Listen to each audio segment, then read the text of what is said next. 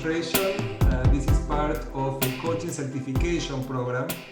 We meet every Thursday at this time, and on the last Thursday of the month, we have an open session where we have a very experienced coach, usually master certified coach, to do a demonstration. And last month we have Lily Ciro, who is one of the mentor coaches of the program. Today we have Nancy Tylim, who is also a mentor coach of the program. Next month we have a friend of both of us, that is Iyari Quinteros. Iyari is coming to do, she's also a master coach. She's going to be doing a demonstration for us. And the goal is to learn what is coaching and how coaching works. So for the people who are graduates from this program, it's great to see you here. It's great to see that you keep learning and participating. This is one of my goals, is to create a learning community. And when we meet the last Thursday of the month, it's a way to all get together. And we're going to do for 20 to 30 minutes, Nancy, a demo. And we have a volunteer who is willing to work with you today, JJ. She's a participant of the current class. And after that, what we're going to do is we're going to go to small rooms and we're going to discuss what we learned from the experience. So the idea is that we have a part that is a demos and observation. Some of you are very familiar with coaching. Some of you is something new. You may be curious about what is coaching, how it works, so you will have an opportunity to see it live. And then we will go to small rooms and we will share what did we learn from Nancy, looking at Nancy, watching Nancy working and coaching a client. So this is the dynamic, and this is how we're going to be working today. Nancy, let me share a little bit about her, and then Nancy, I'm going to ask you to share whatever you want to share. Nancy is a master coach. She's also a clinical psychologist. What I like about Nancy, she's always like me, learning new things and going through new programs, and she has some areas of expertise like diversity, and this is what her dissertation for her PhD was. We went to the same graduate program, but her PhD was in clinical psychology, my PhD was in organizational psychology. But we met 30 years ago, almost when I moved to the United States. Nancy was one of my first friends, and we have been friends since then. And I really admire and respect Nancy for many reasons. I was saying that she is an expert in topics of diversity. She also went and followed Brené Brown. So she knows all of the Brené Brown models and theories. And also recently we went together and we got trained in foresight, that is the study of the future and how we study and understand the future so we can be more effective in doing that. And now, Nancy, you're doing something else. I don't know what is the latest. You may want to share that. So why don't you tell people anything you want people to know about you? Thank you, Damien, and thank you for always being such a trailblazer and supportive and always bringing people up and forward as you move yourself forward in your life. Really appreciate that about you. You're a great role model and a great friend. So thank you. And yeah, the new thing, not the new, but what I'm learning right now is team coaching and doing a certification as a team coach practitioner with Peter Hawkins and his team. And I'm loving it, learning a ton. So excited to be learning from all of you today. I love the communities that Damien is so good at growing, developing, and so welcome all of you to this wonderful community where we are always learning from each other and showing up vulnerably and curious and open, and we're all colleagues and peers, and even in the, as you will learn later on about the supervision space, it's always supportive and always with the intention to grow and learn together, which is one of my highest values in life, learning and growing. So thank you all for being here and allowing me to be part of your family. And thank you, JJ, for volunteering. Thank you so much. Without you, we wouldn't be able to do this. So what we're going to ask is everybody to turn off your cameras. So we are going to turn off everybody's cameras, and we're going to have here only, we're going to keep only JJ and Nancy. And we're going to wait 5 minutes to close the room so we don't have interruptions, we don't have people coming in and out. So in 5 minutes, we're going to be closing formally the room. But meanwhile, I want to ask everybody to turn off your cameras.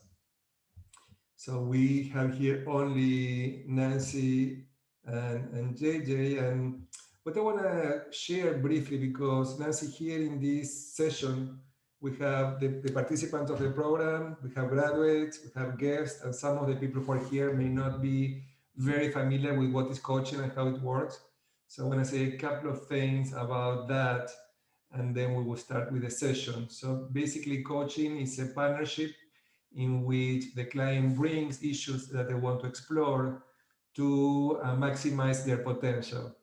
So this is a collaborative process. The International Coach Federation has standards that we follow very closely.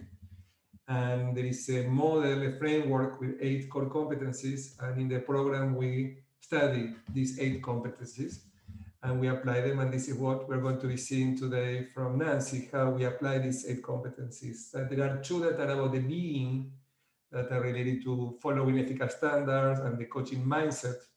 And basically the idea is that the coach should be curious, interested, supportive, keep learning and growing, like Nancy was demonstrating. And then we have 6 competencies that is there about the doing. How do we do the work that we do? And it's related to how we build trust, how we are present, how we listen, how we provoke awareness, how we create opportunity for growth and learning. So these are the competencies that we develop and we learn during the program, and we need to implement later as coaches. So this is what we're going to be seeing from Nancy. Nancy, anything else you want to say about coaching to complement what I said? If you had to explain coaching to somebody who is new to coaching, what would you say? I would say it's a partnership. It's a way, it's a place where, a safe place, a sacred space where we come together to partner up to support the client in exploring what is happening inside of them, given what they present, and moving forward with creating the most powerful goals for themselves. Sometimes it's not an action, sometimes it's an inquiry, something to continue to feel and think and explore, and supporting the client in living their best life. So this is something that what you're saying, Nancy, that it's not all about productivity, it's not all about results and performance, it's also about well-being, it's also about satisfaction.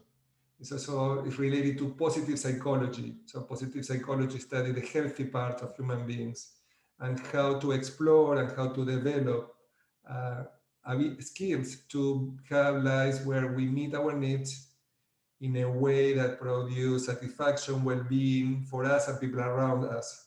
So it's not all about results and productivity. It's also about looking at our lives. There is a philosophical approach too, because it's a little bit about how is our life? How do we live our life? We look at our life and we explore what is working, what is not working, what we would like to see different. And we work in the gap between where we are and where we want to be. And in that gap, we work moving forward toward the future. So in coaching, it's about exploring where we are, where we want to go, where is that gap, and also in that process, we understand where we are right now. And I give the metaphor of the iceberg all the time, where we say, okay, the client may be something that is in the top of the iceberg, and we want to explore and go deeper and understand what are the values, the beliefs, the emotion, what is in their way to accomplish whatever they want to accomplish, where they're coming from. And sometimes there are blind spots. So this is where we want to go, what we are not seeing in the situation that is not allowing us to be as effective as we would like to. So this is a good approach. And also for the students of the program and for the graduates, you get to hear how to explain coaching. Like one of the challenges for many coaches when they just get trained is to explain what is coaching to people. And even to their families. Many times the families of the coaches don't understand what coaches are doing. And I share, I don't have that problem because I got everybody in my family to become coaches. So I don't have to worry about that. So my parents, my brother, my personal partner, they all went through coaching training because I do believe that these skills help us to have better lives. So with this introduction, let's jump into the session. And JJ, anything you want to say about you for people to get to know you? Any briefly? You're currently part of the program that we are teaching. This is a virtual program that we teach for 20 weeks. And you are currently in the cohort 6. Anything you want to say about you for people to know you, or for Nancy to know you? I studied psychology in my undergrad program as well. So I came from that background, but I'm currently in entertainment. So my views on a lot of things a little bit different from a lot of the students because a lot of them have HR background or organizational leadership background. And I love everything involving coaching. So I'm very excited to be your client today. And I also know my coach Lila's on today too. So I feel very nervous not to let her down, everything she's already worked with with me. Okay. You know, I appreciate you saying that because this is part of coaching, is looking what is happening in the context and what's happening in society. And I train coaches and I also train supervisors. And something that came up, Nancy, in the supervision program, one of the participants shared how upset she was about what's happening in Colorado, in Boulder. And I do believe that whatever happened in society, whatever is affecting us.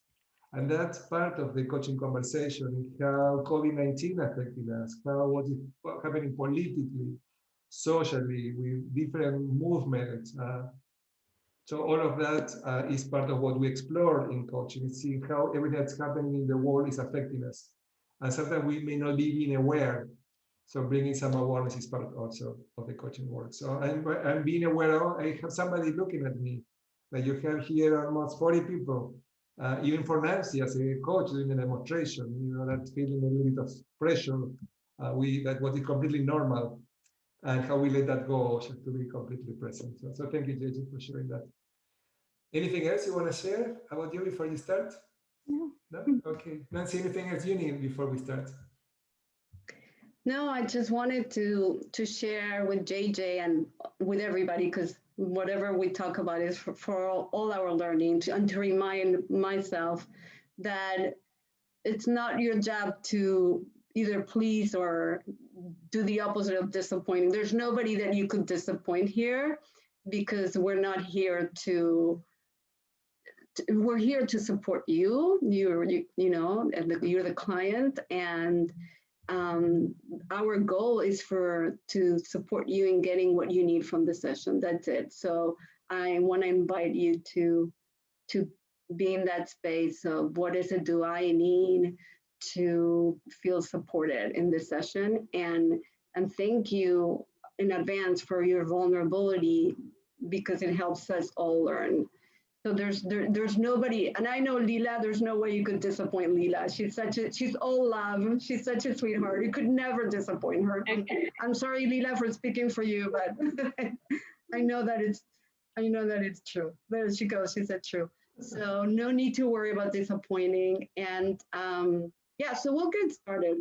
Okay. So do you need, Nancy, do you need a reminder when you have 30 minutes, or are you going to keep track of time yourself? I'll keep track of time, so like maximum a quarter of for Los Angeles time. So between, but 20 minutes, between 20 minutes and no more than 30.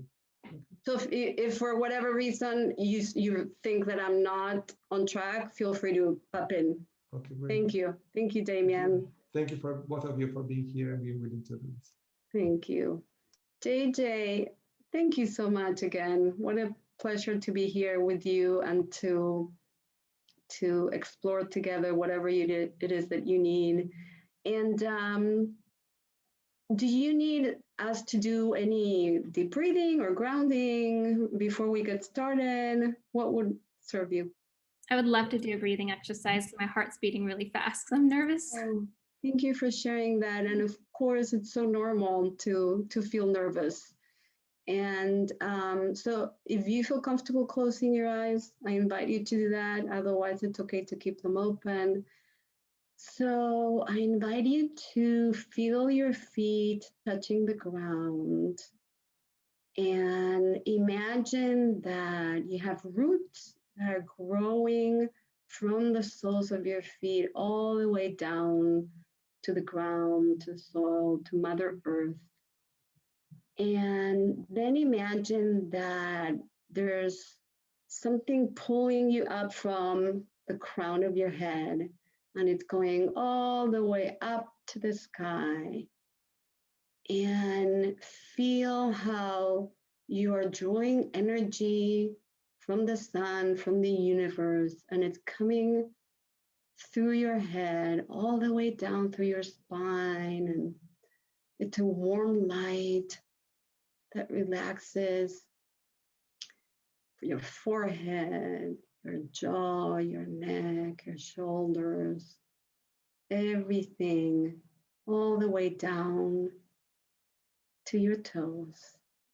And with every in-breath, I invite you to breathe in trust, to breathe in love, to breathe in knowing that you're loved, that you're cared for, and that you're part of a community that is here just to learn together without any judgment.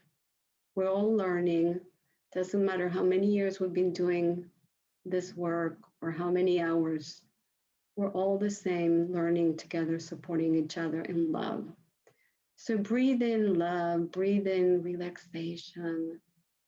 And with every out breath, I invite you to let go of every piece of your body that feels any tension,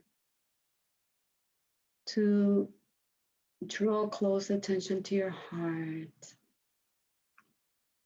And ask your heart, what is it that you need from me right now?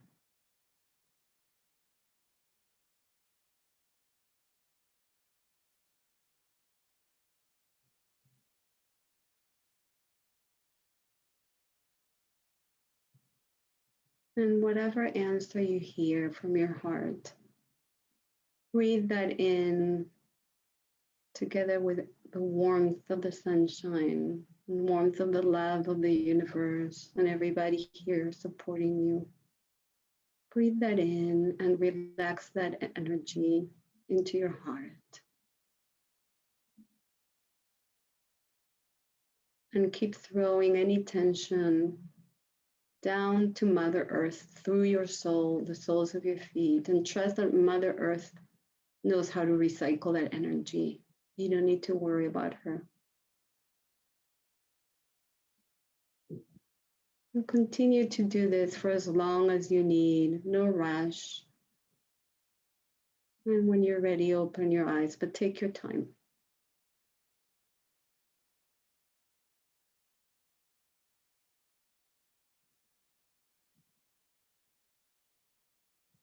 How are you feeling right now?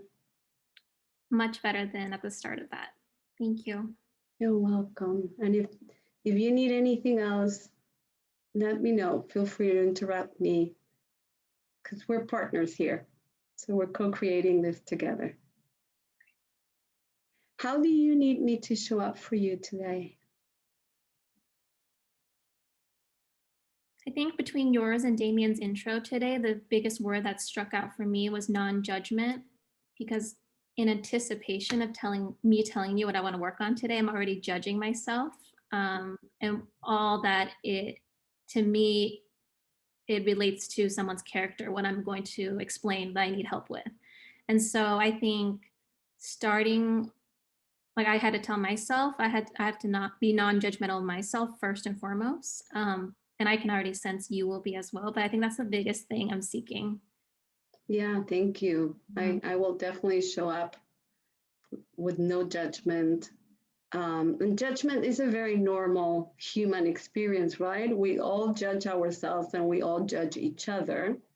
So maybe it's better or more genuine for me to say that if I notice that I'm judging you, that I will self-manage the judgment and bring in love and compassion and understand, reminding myself of our common humanity, that if a judgmental thought comes into my mind, that I will remind myself that I'm nobody to judge you or anybody else, that we all have our blind spots, struggles, shortcomings, because we're perfectly imperfect as human beings. So that might be a more authentic goal. I love that. Yeah. I love that because it's measurable and Mhm. actionable versus just the idea of exercising something. And would it be okay for me to ask you if you do feel any judgmental energy from me, even if it's not through my words, if you feel it from me, can I ask you to share that with me? Yes. And I promise to be honoring of what you say. Yes. All right, thank you. Thank you so much. Anything else before we start? No, I think I'm good. All right, thank you. What would you like us to work on together today? So today I'd like to work on trusting my colleagues more and not micromanage any project that I'm on. This has been my way since I was a student. If I'm on a group project, I will just do the whole thing and give credit to everyone. And I brought up Lila earlier because we've worked on this a little bit with our sessions as far as my perfectionism. And I think I've come to a good place with perfectionism, but like I'm still having a lot of trouble not just diving in and just doing it if it's not at the speed or quality that I'd like.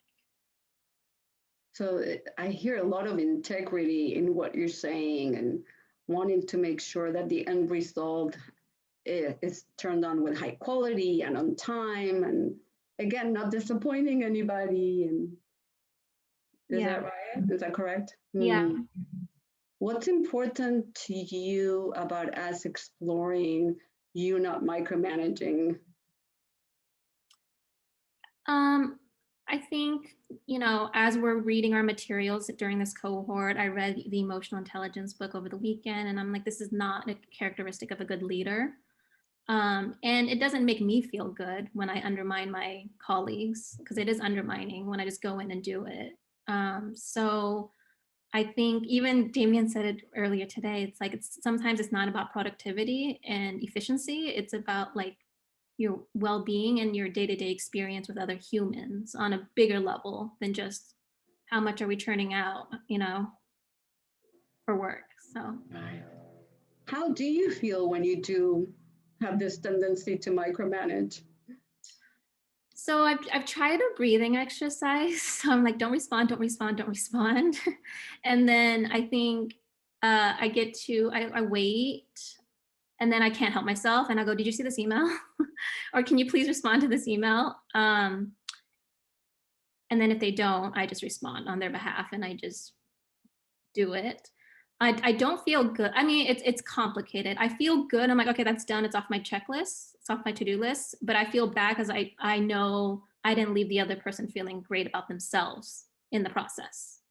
So yeah, I hear the complexity, the different layers, and I'm wondering, how might you name that feeling of how you impact them?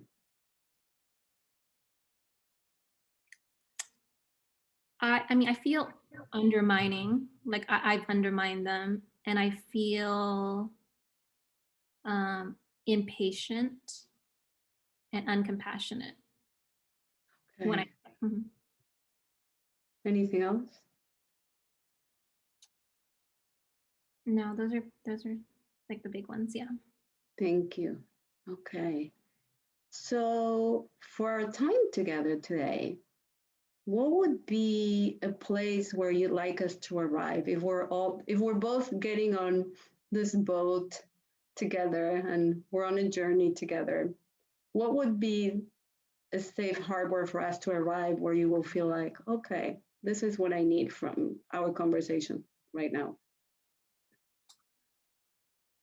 I think having a healthier response when that moment comes, right? Like I see an email, it's not directed for me.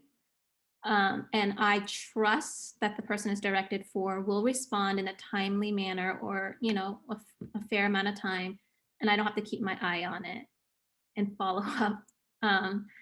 Yeah, healthier response. And then like I said, I've tried breathing, I've tried counting, but I can't help myself. At the end of the day, I think it's more like in the 24-hour clock, right? Like if at the end of the day they still haven't, I'm going to just go in there because I can't just leave it undealt with before I go to bed.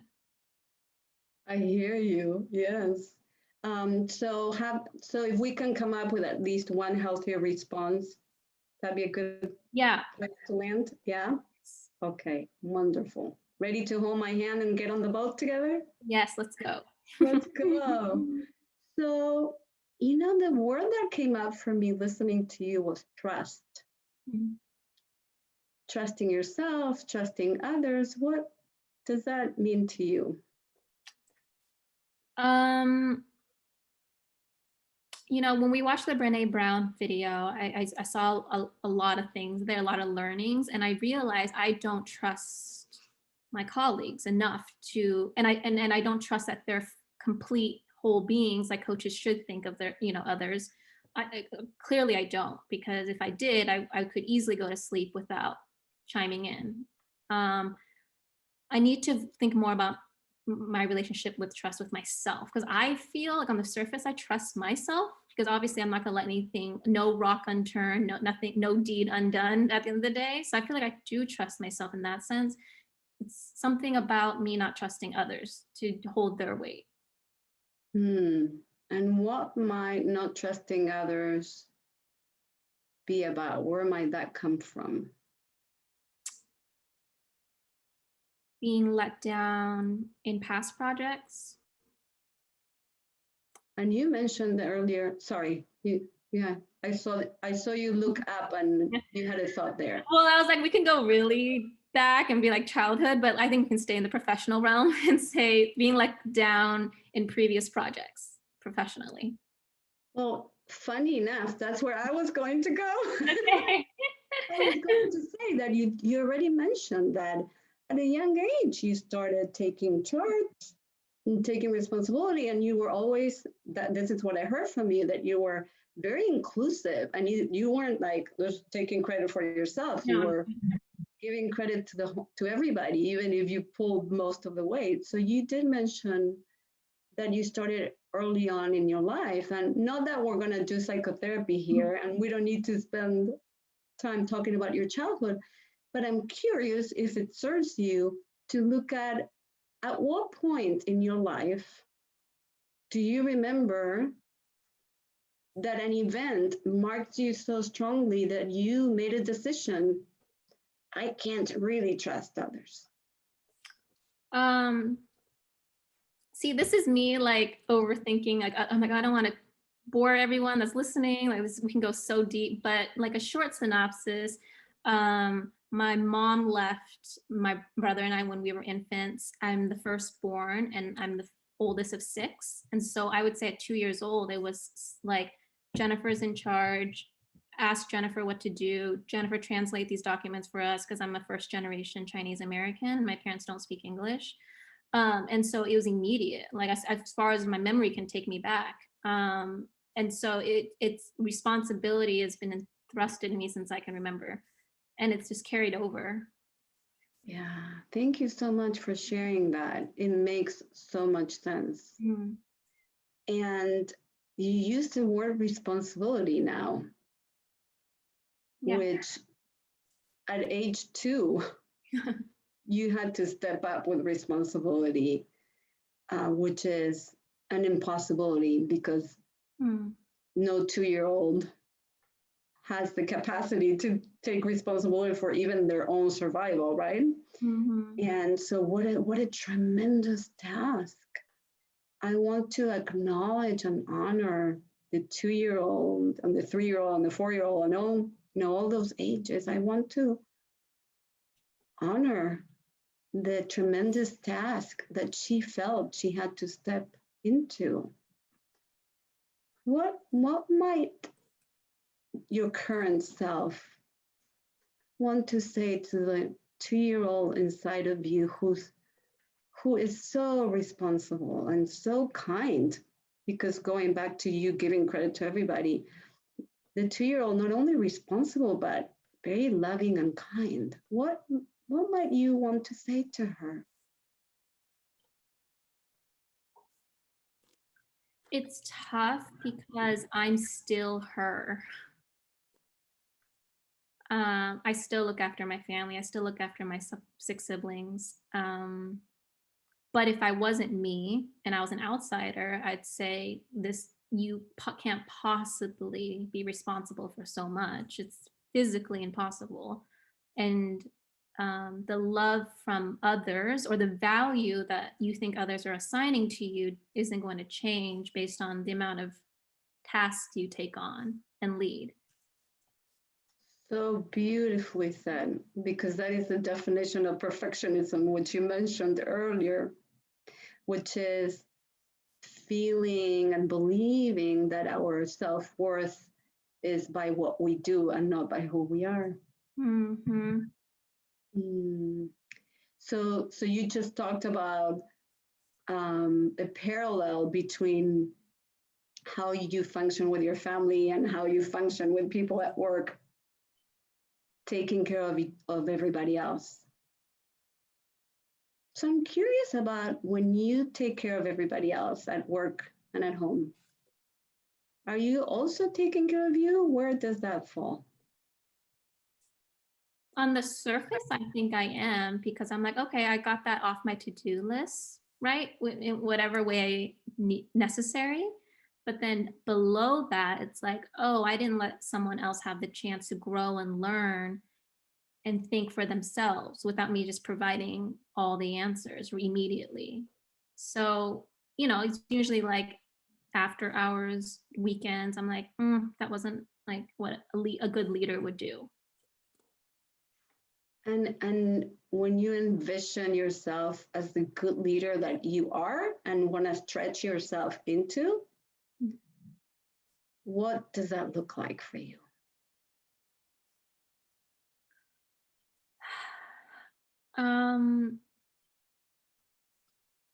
There's someone in my company, it's a great example. She has 2 direct reports, and she's on copy for all of their emails. And they will make mistakes, like her direct reports. They will give me wrong information or just make a mistake, a clerical error, whatever. And she doesn't chime immediately in and say, actually, she means this, or, she just lets that mistake live, right? And that's so admirable to me, because I can't help myself. I just want to go in and fix it so people can keep moving on the correct path, whatever that is. But she just lets it go, right? And she's like, okay, well, Elena will figure it out. She'll realize she gave the wrong date or attached the wrong attachment. Just because I'm on copy doesn't mean, whatever. So I think I would love to be more like that. I admire that a lot. And it's something I can't do right now. Right now, like you said, just for right now. Mm-hmm. So I'm glad you're holding space for the possibility that you will when you're ready and when it's the right time for you. So that sounds like trusting others, what you're describing her doing.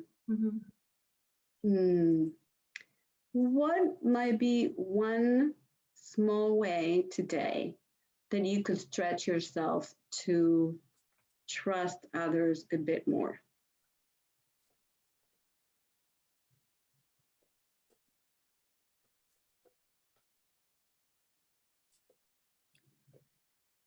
It's tough because I thought I had the solution. I thought my solution was just don't respond.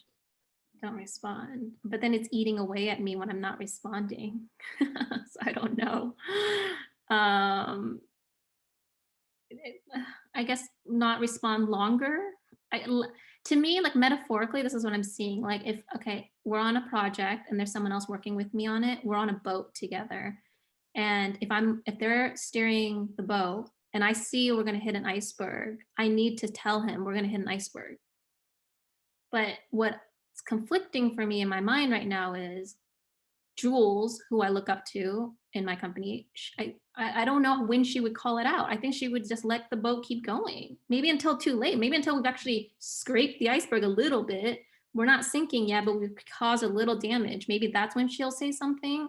I don't know. But like I am, and I understand that I'm operating from a very scarcity mindset where I'm like, no, we must fix it now before it's too late, or we must fix it today before we get hit with tomorrow's like, workload. Like, let's just take care of this right now, right here, and be done with it. And I think I want to be better at just letting the boat go and sitting and not staring at the iceberg we're about to hit. What a beautiful metaphor. Thank you for sharing that. So I want to talk in a little bit about the boat and everybody's roles on the boat. Something that you said also brought up this this idea of trust, right? So let's look at that for a moment, if it's okay with you. So you have people on the boat, and everybody has different roles. So there's somebody who has their role of rowing. There's somebody who has the role of steering. There's somebody who might have the role of looking out for icebergs. There's somebody who has a role of right, and so on and so forth. So that what needs to happen so that you get really good at your role and everybody else gets really good at their role, and together in harmony they pay attention. Somebody might be looking out for the wind, which way the wind is blowing, right? So when and looking at when are you and everybody staying in their role and trusting yourself to do a great job in your role, and trusting the others to do a great job in the role. What comes up for you with that? It's hard.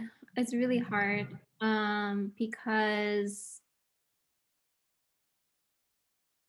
if your role is to steer this specific boat that we're all on, and I know we're gonna hit an iceberg, I guess that's my role, right? I call out the iceberg. But to me, that's like I play that role in every email I'm in. Like, we're gonna hit an iceberg. We're gonna hit an iceberg. I don't know. I guess I need to figure out when is that my job and when it isn't. What is your role within this team that you're describing? How would you use that metaphor if it fits for you about what's your role?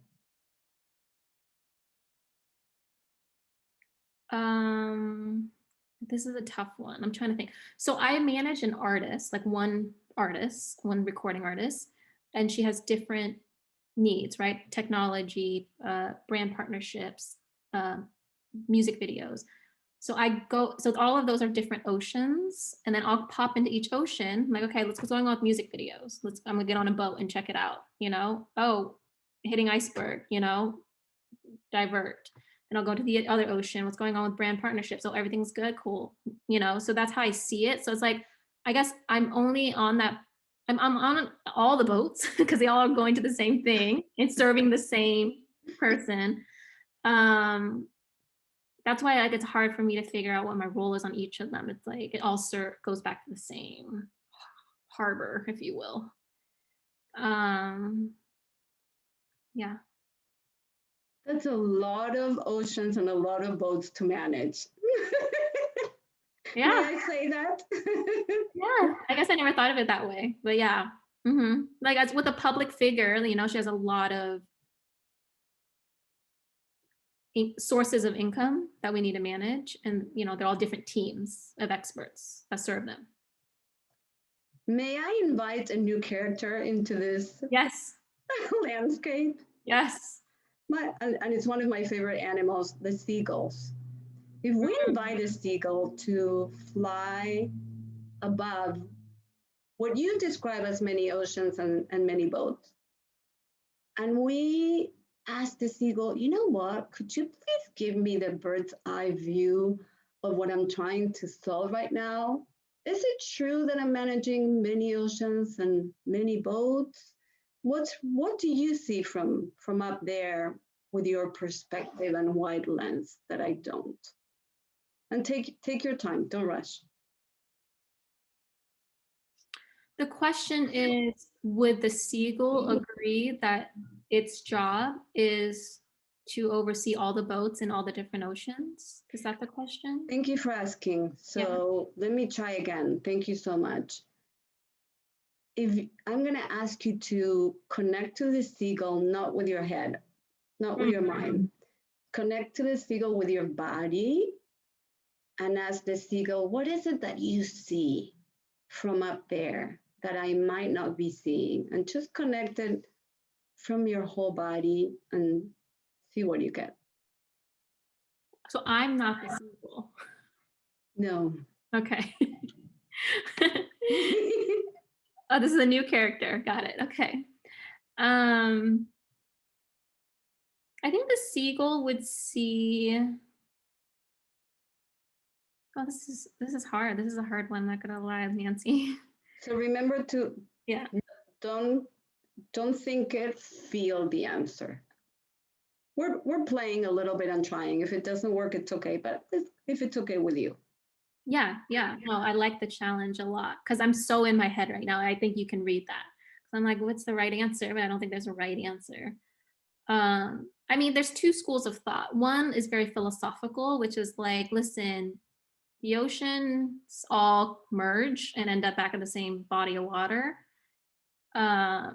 So notice what you're doing. I'm sorry for interrupting. You're all here. Yeah. I agree.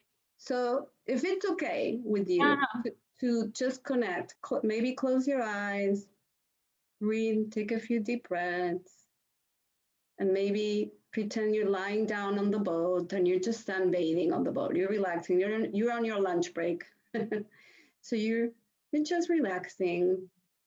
And you feel the presence of a seagull above you. And it's a very loving and a very wise presence. This seagull has been navigating these seas for centuries, from generation to generation. And it's wanting your body to feel that wisdom and that expansiveness. And it's just receive it from your heart, if you can, and take your time to connect to the seagull's wisdom.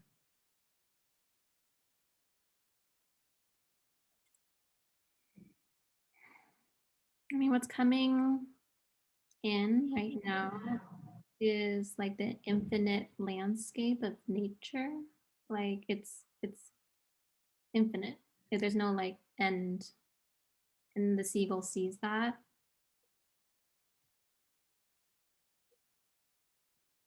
And it's bigger than humanity, let alone like one human.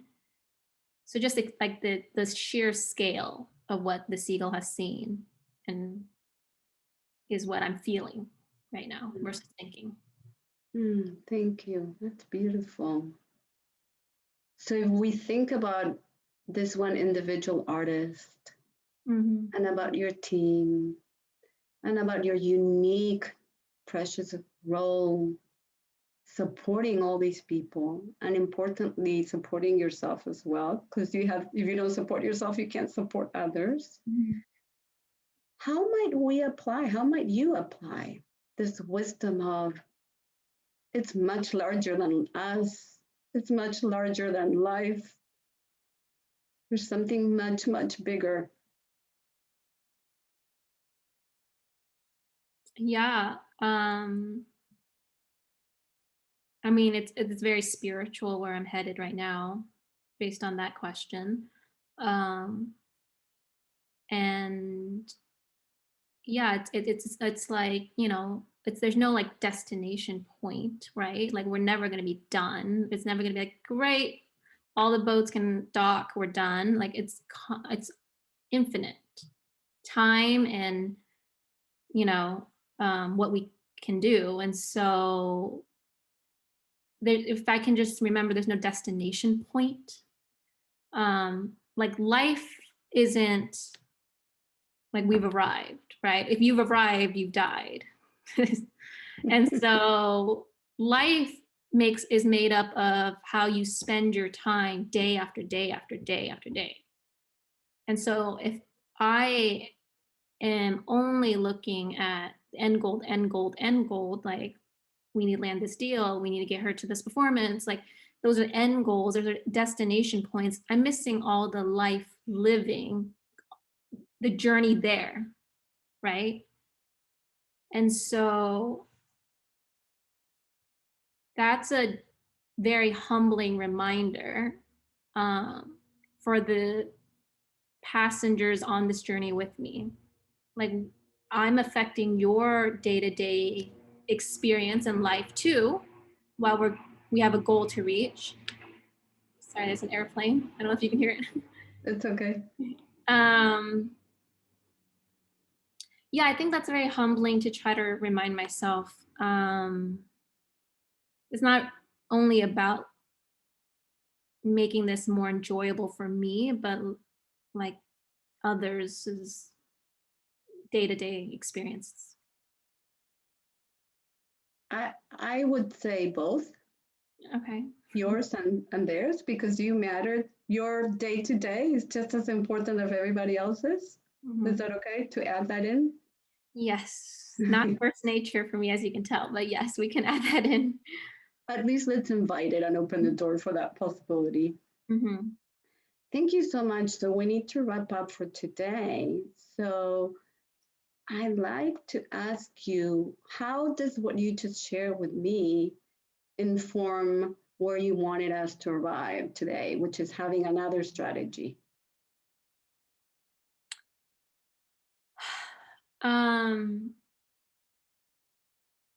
I came in thinking, okay, we're going to have like a go-to party line for me to use next time, or something I say to myself, a chant, another exercise, but I'm walking away with more of a philosophical awakening, if you will, of just like the only thing you're rushing to is death. I know that's so like extreme, but like, and I've said this to Lila, she's probably laughing right now, but yeah, like that's the only thing we're all rushing to. And so I just want to make sure my experience and others on the same journey with me is enjoyable, because this is what makes up life, our day-to-day, like the day-to-day makings of life, right? Not like these tentpole events. And how might you make it more enjoyable on the day-to-day?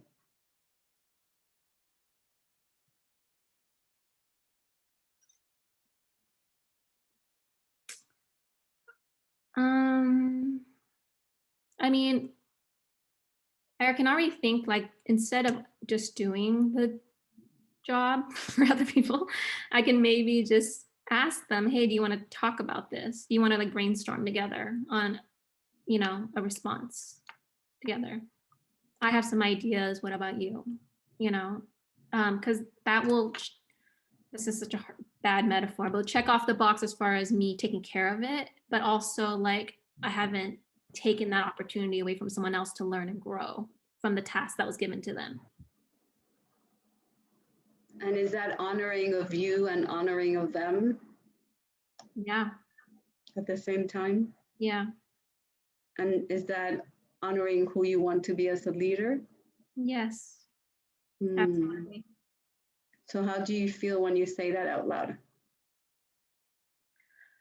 I feel proud of myself, oddly. I've never said that before, but yeah, I feel proud that I can do something. Like I don't have to just sit on my hands and twiddle my thumbs. I can do something that's still beneficial to the overall project and to the people involved, myself included. It's good to know that helps you feel proud of yourself. Beautiful. How would you like us to wrap up today or to close this session?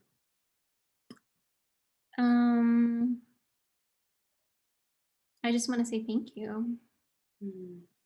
Thank you. My pleasure. I never felt a moment of judgment, and I really needed to get out of my head, and you saw right through it. Because it's tied to perfectionism. I wanted to give you a perfect response, a correct response. I thought it was black and white, and that in itself didn't let my heart like feel it. And so I just want to say thank you. Can we check on your heart? How's your heart feeling right now? It feels good. Like in the beginning, it was like because I was so worried. Everyone's like, "Oh my gosh, she's that person that micromanages," but like it's calm right now. Thank you. Sending your heart a big hug from me. Thank you for being here with me and trusting me. Thank you, Nancy. My pleasure. So thank both of you for being willing to work together, and you didn't know each other. What sometimes can be challenging for the coach to establish very fast trust and a relationship for the client to really open up. So I want to acknowledge Nancy and Angela, both of you, for being willing to work with each other without knowing each other from the past. So sometimes we invite the coaches to bring a client or somebody they have experience. But in this case, I think that Nancy, you were able to do really beautiful work together with JJ, who was really willing to open up and be vulnerable and bring herself. And I am sure, JJ, that many people who are here today can identify with you. So you are not alone. Many people who are listening say, "Oh, I can relate to that in one way or another." So that's when you receive coaching too, indirectly, you also receive coaching by observing a coaching session. So, JJ, anything you want to say about the coaching session? What we're going to do is in a few minutes, we're going to invite everybody to turn on the cameras and join us. Before we do that, anything else you would like to say about this experience, about working with Nancy and about coaching?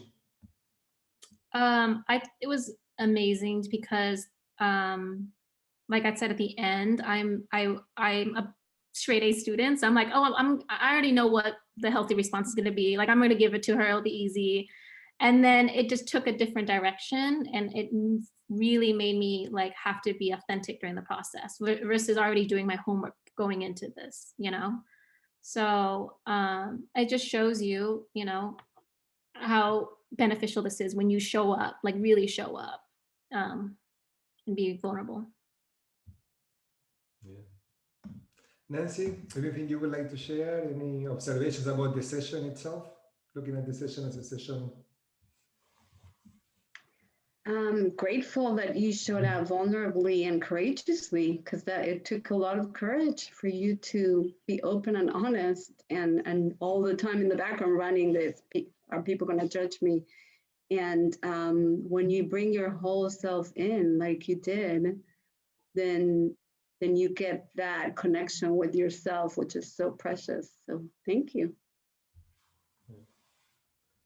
So what we're going to do now is we are going to take a 5-minute break so we can take a few minutes to stretch, walk, move a little bit.